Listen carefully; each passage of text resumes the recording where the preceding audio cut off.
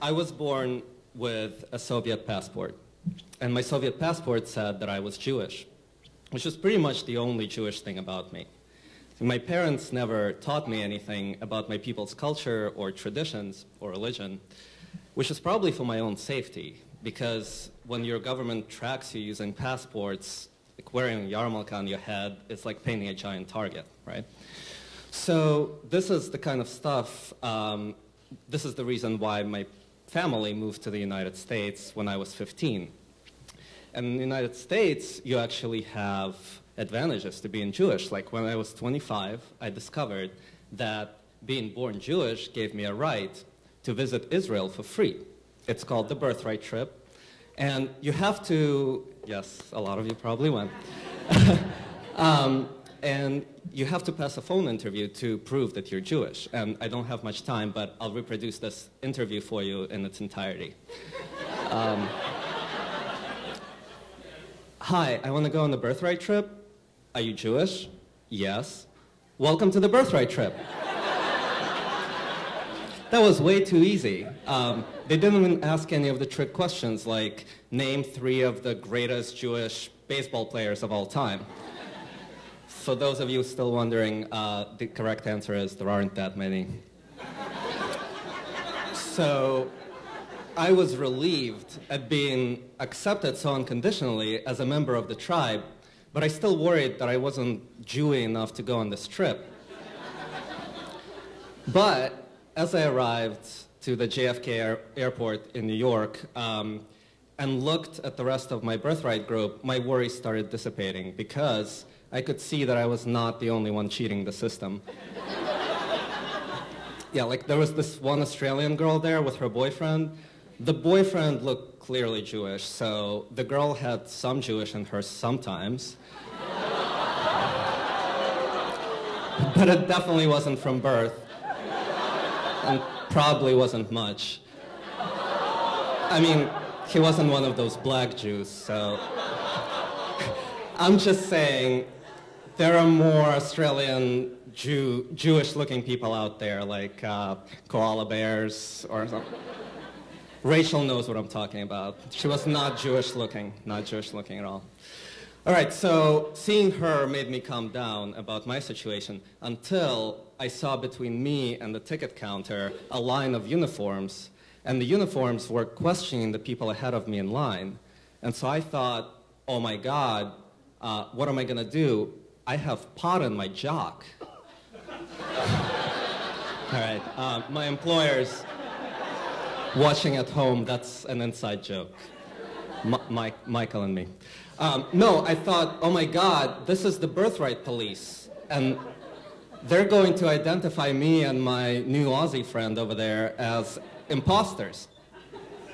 What I didn't know at the time was that they were not the birthright police, and they didn't care about how Jewish I was. They were the profilers or the human lie detectors for the Israeli airline El Al, on which we were flying to Israel, our whole group.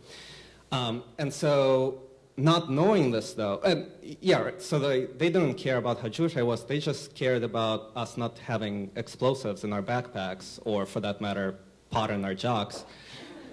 But not knowing this, I felt the inverse of what Jews have felt for generations when questioned by people in uniforms.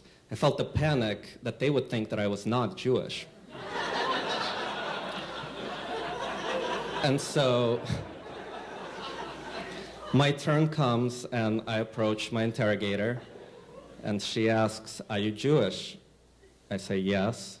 Do you go to a synagogue? No. Do you speak Hebrew or Yiddish? No. Have you had a bar mitzvah? I've had matzah balls. That sounds close enough. That was more intense, way more intense than the phone interview. So I'm freaking out at that point. And I didn't even have my Soviet passport with me as my only proof of Jewishness, right? And then it was the same time as it is right now of the year. And so she asked me this, do you know why we celebrate Hanukkah?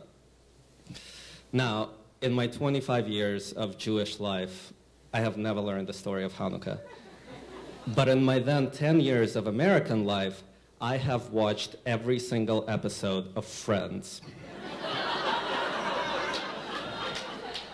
And everything I knew about Hanukkah came from one of the episodes. All right, so I know it's shameful. So Ross is Jewish, okay, and naturally he is trying to teach his son about Hanukkah, you know, the way my parents never did. And so the problem, though, is that every time he tries, he keeps getting interrupted, like when Chandler barges in dressed as Santa.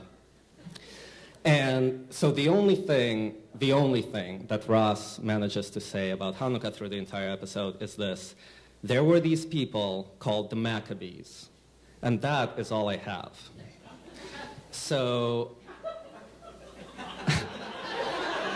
I'm standing there thinking, I fucking hate Chandler so much right now. Annoying asshole. Stupid name. But I was not going to admit defeat easily, so I looked my tormentress straight in her eyes, and I said, well, Hanukkah, there were these people called the Maccabees. And I'm finished with my answer at that point. But I could tell she was clearly waiting for more. And as we stood there and stared at each other in silence for about an eternity, I had this image of them taking me to a room and strip searching me for the ultimate evidence of Jewishness. And then escorting me in shame out of the airport. Because say what you want about the Soviets, but they were not barbarians over there to do that to a newborn baby. No, you're kidding?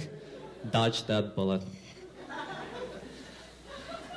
So all I could do, though, was stand there and watch as her face took a roller coaster ride from attention to expectation to annoyance, and then finally to understanding. You're one of those Russian Jews, aren't you? She asks.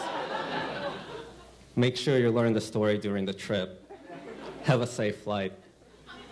And I did learn the story.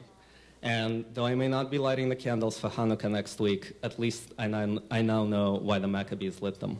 Happy Hanukkah, and Merry Christmas, and Happy New Year. Thank you.